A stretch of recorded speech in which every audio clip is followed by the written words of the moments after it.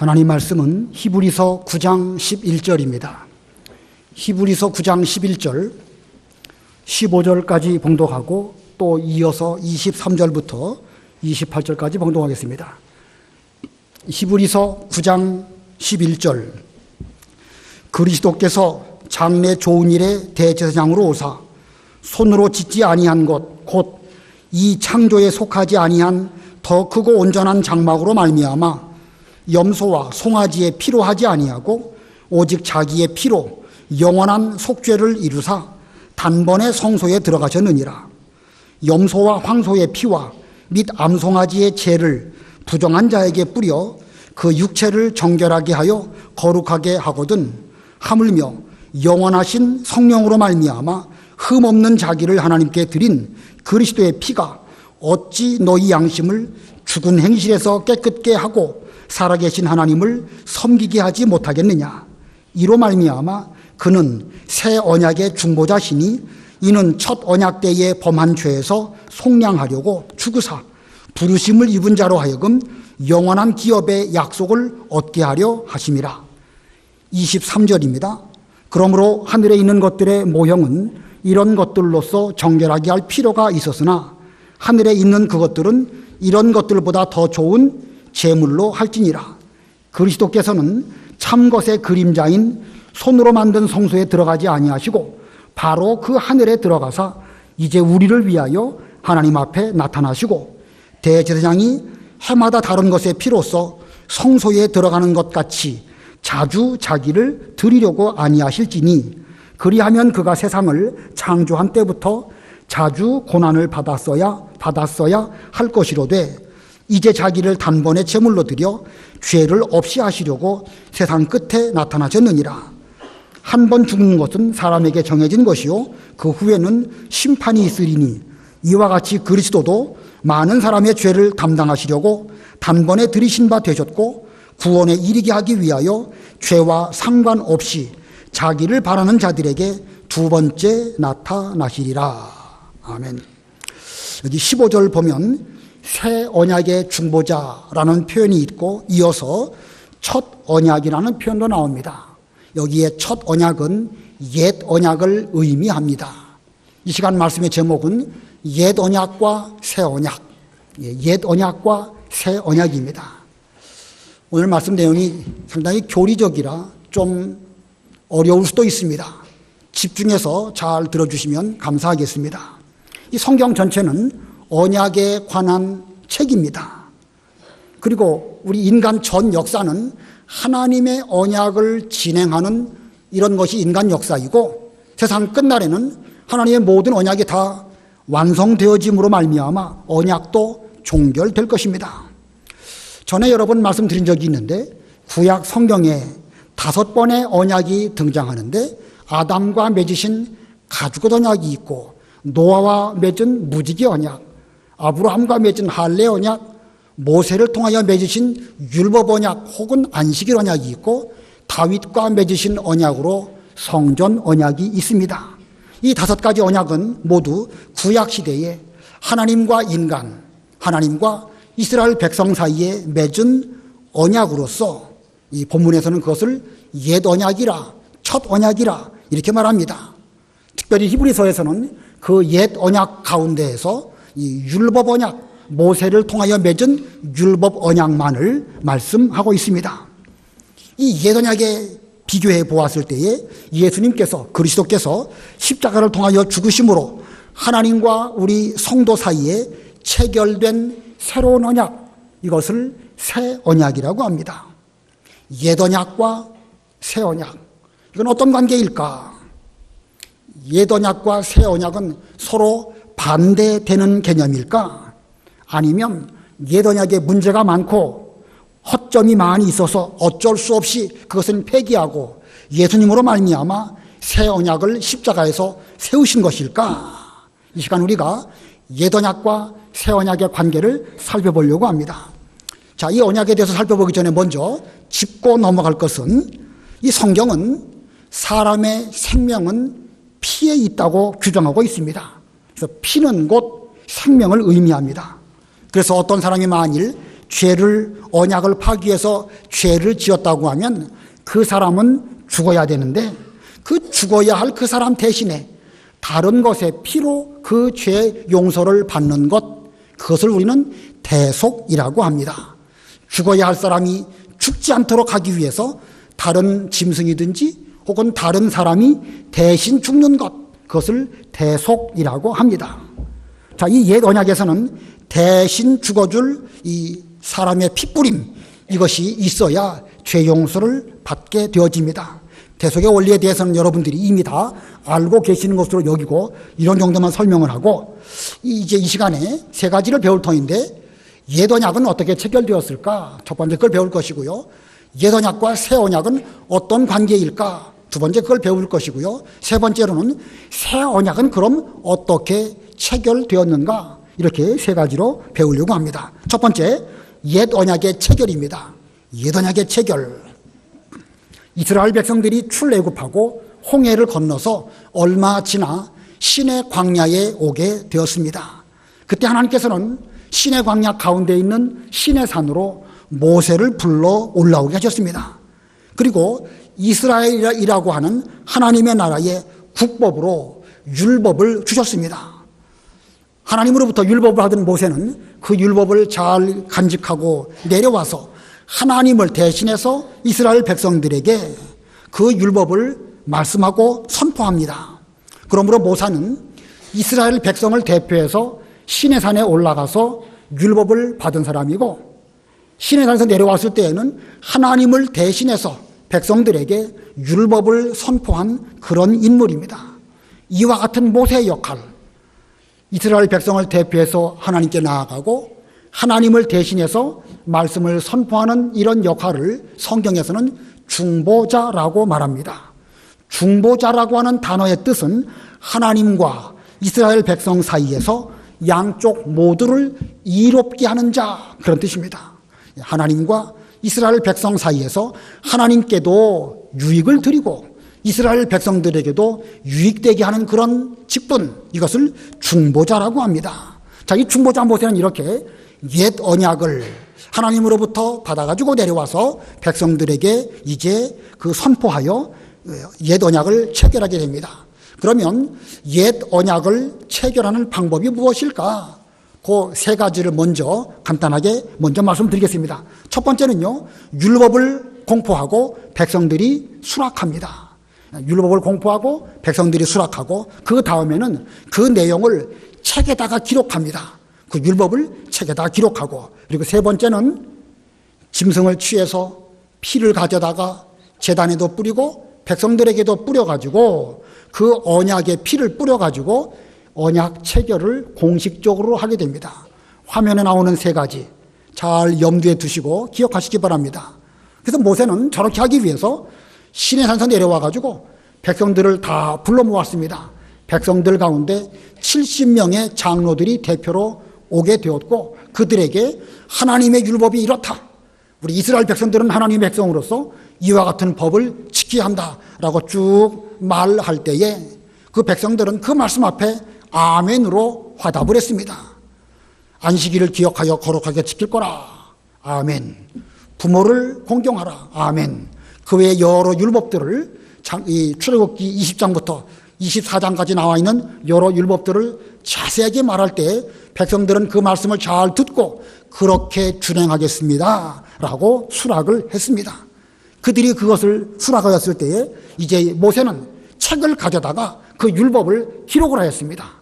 그래서 그 책을 율법책이라고도 하고 때로는 언약의 책이라는 표현을 씁니다. 나중에 그 율법책을 성전 안에 지성소에 있는 언약궤 옆에다가 보관하도록 하였습니다. 이제 신명기 31장에 나오는데, 오랜 세월이 지나서 열왕기하에 가면 백성들이 그 율법책을 발견하고, 우리가 이 율법대로 지키지 못했구나. 그들이 회개하고 신학적인 개혁, 신앙적인 개혁을 이루게 됩니다. 바로 그 책이 율법책이고, 그 율법을 체결할 때 모세가 백성들에게 선포한 대로 받아 적은 그 책, 그것이 바로 율법책이고 언약의 책입니다. 그 다음에는 이제 대속하는 그 짐승을 잡아다가 그 피를 반으로 나눕니다. 피를 받아가지고 반을 나누어가지고 반은 그 짐승을 잡아 드릴 제단에 뿌리고 나머지 반은 백성들에게 이 피를 뿌립니다.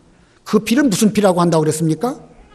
그 피를 언약의 피라고 합니다. 제단과 백성에게 언약의 피를 뿌렸다.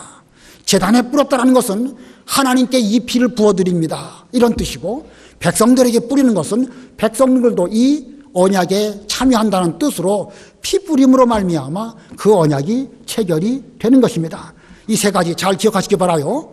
먼저 율법을 공포하고 백성들은 수락하고, 두 번째는 그것을 율법 책에 기록하고, 세 번째는 백성과 제단과 백성에게 언약의 피를 뿌린다. 그 내용이 출애굽기 24장에 나옵니다. 출애굽기 24장 우리 읽으실 때에 잘 본문을 살펴보시기 바랍니다. 24장 3절부터 8절까지 읽어보세요. 출애굽기 24장 3절. 모세가 와서 여호와의 모든 말씀과 그의 모든 율례를 백성에게 전하매 그들이 한 소리로 응답하여 이르되 여호와께서 말씀하신 모든 것을 우리가 준행하리이다. 모세가 여호와의 모든 말씀을 기록하고 이른 아침에 일어나 산 아래에 제단을 쌓고 이스라엘 12지파대로 12기둥을 세우고 이스라엘 자손의 청년들을 보내어 여호와께 소로 번제와 화목제를 드리게 하고, 모세가 피를 가지고 반은 여러 양푼에 담고 반은 제단에 뿌리고 언약서를 가져다가 백성에게 낭독하여 듣게 하니 그들이 이르되 여호와의 모든 말씀을 우리가 준행하리이다. 모세가 그 피를 가지고 백성에게 뿌리며 이르되 이는 여호와께서 이 모든 말씀에 대하여 너희와 세우신 언약의 피니라. 언약의 피니라. 여호와의 모든 말씀을 선포할 때 백성들은 수락을 했고, 그것을 율법책에 기록을 하였고, 그리고 제사를 드렸는데 제사 드릴 때 그 피를 가져다가 반은 제단에 뿌리고 반은 백성들에게 뿌리면서 이것은 언약의 피다라고 하면서 이제 비로소 옛 언약, 율법 언약이 공식적으로 체결이 되었습니다. 자, 이 언약에 참여한 그 당시의 사람들, 그들의 심정은 어떠했을까? 그들은 지금 자기 몸에 언약의 피를 뿌림받은 이런 상태였습니다. 그들의 마음은 어땠을까요? 상당히 두려웠겠죠? 지금까지 잘 몰랐던 십계명을 그때 받았고, 여러 율법들을 그 즈음에 새롭게 깨닫게 되었고, 그들은 자기 입으로 하나님 앞에서 이대로 저희들이 준행하겠습니다 라고 시인했습니다. 그리고 자기들의 몸에 언약의 피를 뿌림으로 언약에 참여하게 되었으니까 그들의 마음이 얼마나 삼가고 조심스럽고 두려운 마음까지 들었겠습니까? 그러면 그들의 이와 같은 마음가짐이 얼마나 지속되었을까? 얼마 동안 정신을 차리고 그 율법을 잘 지키려고 했을까? 40일이 못 갔습니다. 40일이 못 갔어요. 바로 그 언약 체결을 하고 하나님은 모세를 불러서 시내 산으로 올라오게 하시고, 산에 올라간 모세는 하나님과 대면하면서 40일 밤낮을 금식하면서 하나님께 여러 가지 또 다른 말씀들을 듣게 됩니다. 그런데 산 아래에 있었던 이스라엘 백성들은 기다려도 모세가 내려오지 않으니까 모세는 죽어놓은 모양이다 라고 생각하고 아론을 앞장 세워가지고 금송아지를 만들어 놓고 이 금송아지가 우리를 애굽에서부터 인도해내신 여호와다 라고 하면서 그 앞에 먹고 뛰놀고 춤추고 난리법석을 쳤습니다. 40일이 못해서 그렇게 된 것입니다. 이것이 인간들의 한계입니다.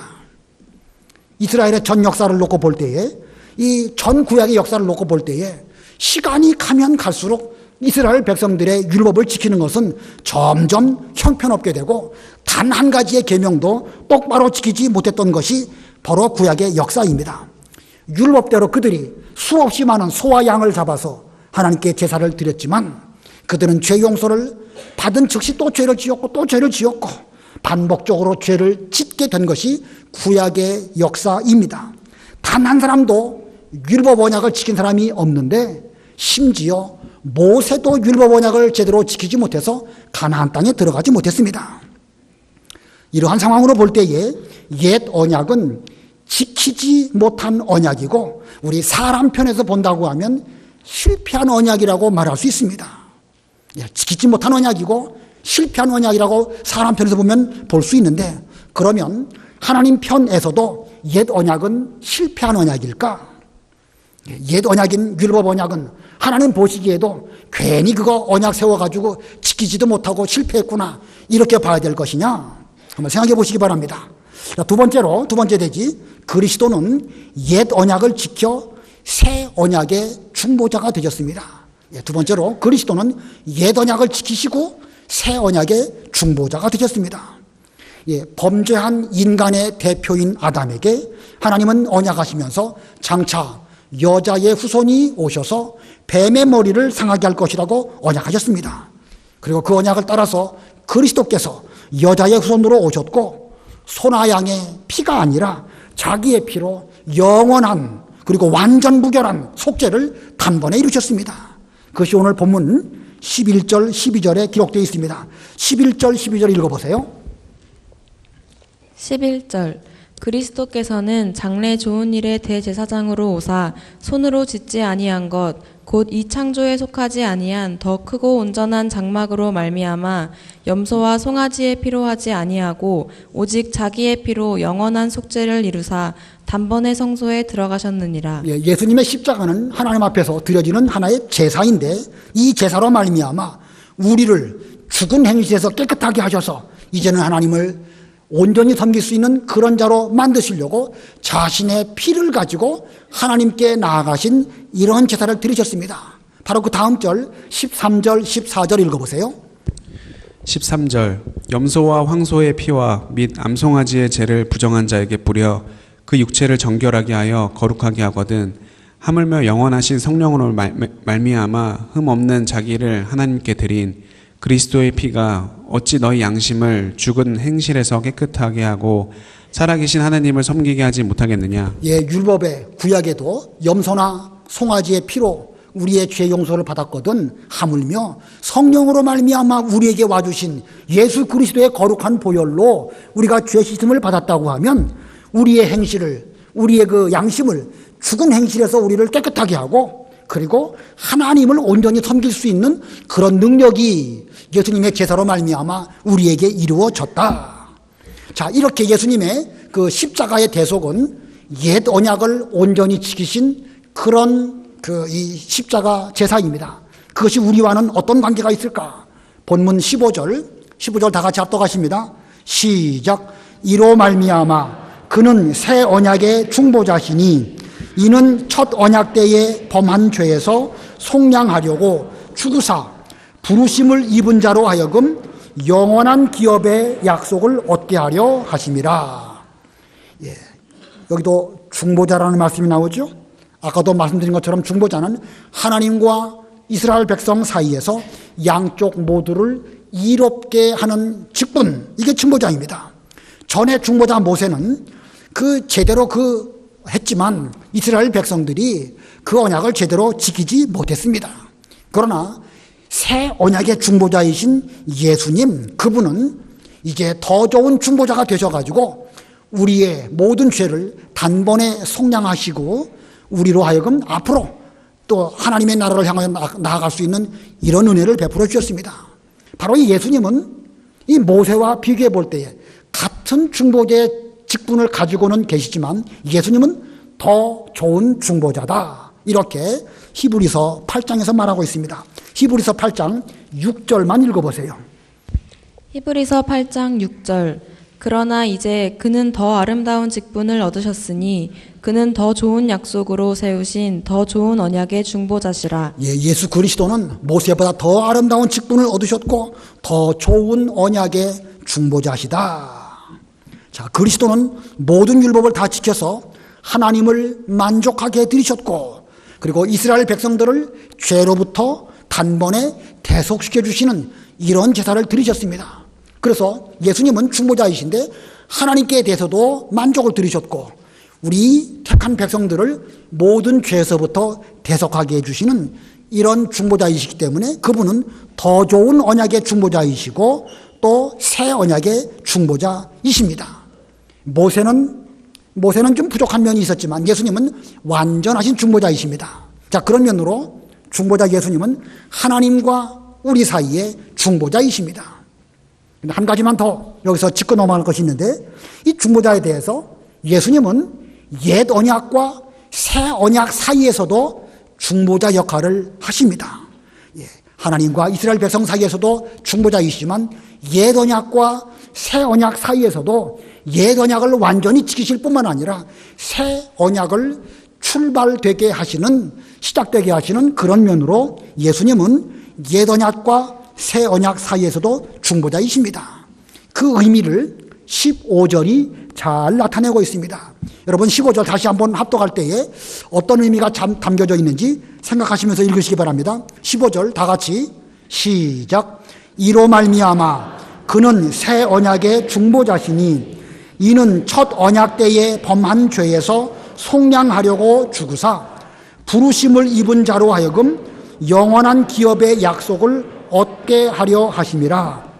첫 언약에 대해서는, 옛 언약에 대해서는 예수님께서 죄에서 속량하시려고 죽으셨습니다. 완전한 죽으심을 죽으셨습니다. 그리고 새 언약 입장에서는 부르심을 입은 자로 하여금 영원한 기업의 약속을 얻게 하려고 앞으로 이런 신앙생활을 하도록 하시는 그런 분이시다. 그러므로 그리스도는 옛 언약을 단번에 성취하셨고 새 언약을 시작하게 하신 그런 분으로서 옛 언약과 새 언약 사이의 중보자이십니다. 아까 옛 언약은 인간 편에서 보면 지켜지지 못한 그런 언약이고 실패한 언약이라고 했습니다. 우리 사람 편에서 보면 그렇다는 것입니다. 그러나 하나님 편에서 보면 이 옛 언약은 장차 그리스도로 말미암아 완전하게 지켜질 그런 언약입니다. 그리고 그리스도로 말미암아 옛 언약의 정신이 새 언약으로 계승되어질 그런 당사자가 바로 예수 그리스도입니다. 그러므로 그 옛 언약은 필요한 것입니다. 구원 역사에 있어서 구약 시대에 어쩔 수 없이 세웠다가 실패로 끝난 그런 옛 언약이 아니라 구원 역사에 있어서 반드시 있어야 될 것이고 그걸 통하여 죄를 깨닫고 장차 오실 그리스도를 바라보게 하고 그리고 새 언약으로 전환되는 시점에 옛 언약의 효력은 끝이 나게 되는 것, 그것이 바로 옛 언약입니다. 그런 면으로 볼 때에 옛 언약은 하나님 입장에서 완전하게 그 역할을 다 한 것입니다. 자, 그러므로 지금 우리는 더 이상 옛 언약에 매이지 않아야 되고 이제부터 우리는 새 언약 아래에서 신앙생활을 해야 됩니다.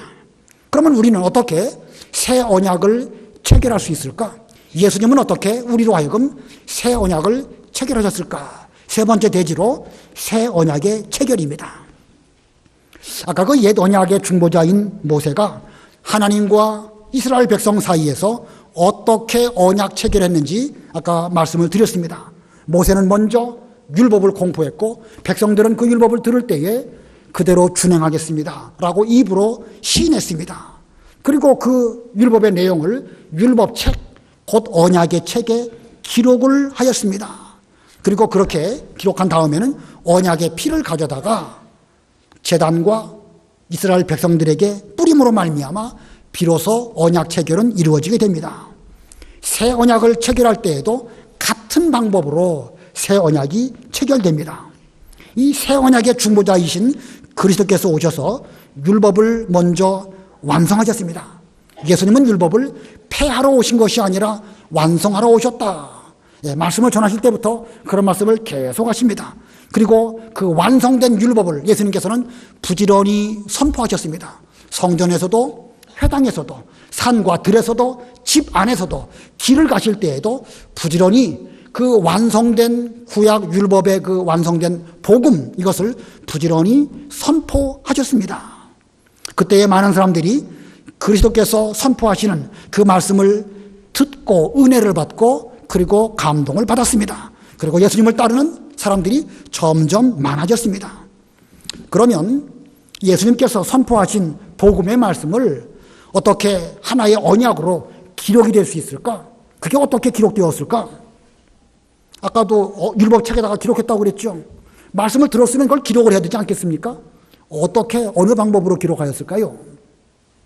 예레미야 31장에 보면 이스라엘 백성들이 다 바벨론으로 포로 잡혀가는 그 즈음, 즉 옛 언약이 다 무효로 돌아간 것 같이 보여지는 그 즈음 예레미야 선지자는 이스라엘 백성들에게 예언합니다.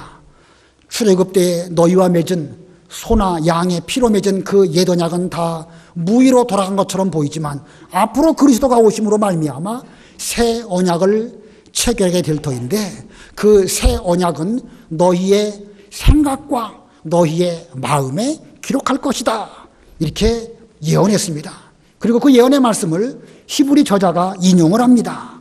히브리서 8장 8절로 10절 읽어보세요. 8장 8절로 10절. 히브리서 8장 8절. 그들의 잘못을 지적하여 말씀하시되 주께서 이르시되 볼지어다 날이 이르리니 내가 이스라엘 집과 유다 집과 더불어 새 언약을 맺으리라. 또 주께서 이르시기를 이 언약은 내가 그들의 열조의 손을 잡고 애굽 땅에서 인도하여 내던 날에 그들과 맺은 언약과 같지 아니하도다. 그들은 내 언약 안에 머물러 있지 아니하므로 내가 그들을 돌보지 아니하였노라.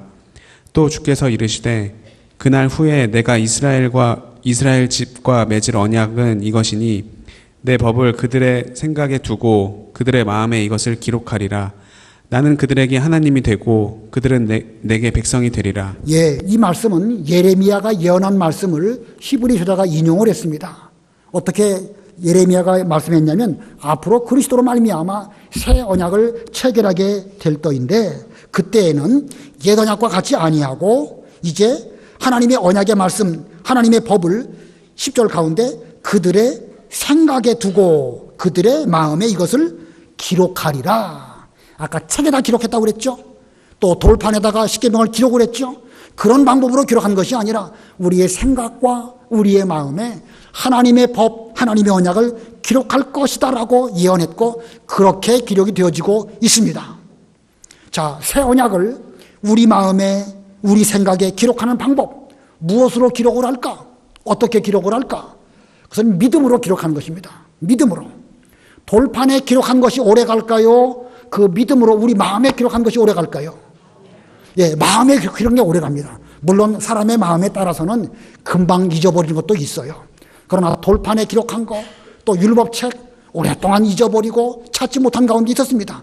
그러나 마음에 기록된 이것은 이 땅 위에서뿐만 아니라 영원한 하나님의 나라에까지 계속 가게 되어지는데 이 새 언약을 우리의 생각과 우리의 마음에 기록할 때에 믿음으로 그것을 기록을 하였습니다. 자, 우리의 행위가 아니고 하나님께서 우리에게 선물로 주신 그 마음, 그 믿음으로 우리의 생각과 우리의 마음에 하나님의 새 언약을 기록하였습니다. 자, 아까 율법 체육을 할 때 선포하고 그리고 기록을 하고 그 다음은 뭐를 뿌린다고 그랬죠? 언약의 피를 뿌려야 됩니다. 언약의 피. 예, 모세가 언약의 피를 제단과 백성들에게 뿌린 것처럼 이 새 언약을 체결할 때에도 언약의 피를 뿌려야 됩니다. 이 언약의 피를 성도들에게 뿌리는 것, 이것이 바로 성찬 예식입니다. 다시 한번 예수님께서 언약의 피를 이제 뿌리셔서 새 언약을 체결해야 되는데 언약의 피를 예수님의 제자들이나 오늘날 우리들에게 뿌리는 그 예식, 그게 뭐라고요? 그게 성찬 예식입니다. 마태복음 26장 26절로 29절. 마태복음 26장 26절로 29절 읽어보세요. 마태복음 26장 26절.